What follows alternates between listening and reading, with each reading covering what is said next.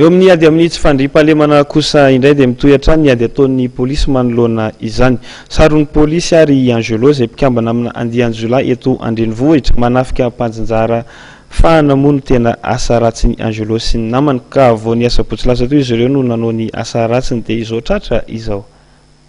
Saron'ny polisy ny Ilanvato PPA 3 i Angelo 13 taona mpikambana amin'ny andianjola mpanafika mpanjara fanana livreur de crédit.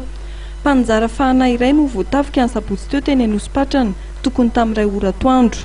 Teo ambonin'ny moto ny sotomin'ireo jolany kitapo misy ny vola sy ny fahana. Nodaroan'ny ekipany Angelo ilay mpanjara fana ary naratra mafy ary mbola manaraka fizabony eny amin'ny hopitaly hatramin'ny androany. Nisokatra ny fanadihadiana ataon'ny polisy taorian'ny fitaranana samihafa voarain'izy ireo. Ny alahady tamin'ny enora sasany maraina ny voasambotra tao Anosipatrana ny Angelo. Taorian'ny fanadihadiana natao azy no nahafantarana fa atsasabito no amarotan'ireo jolany fahana nangalarin'izy ireo. Ny fahana 2,000 ariary dia amidin'izy ireo 1,000 ariary ary ny fahana 1,000 ariary dia amidiny 500 ariary. Fantatra ihany koa fa ireo mpanao taxi phone no amarotana ny fahana.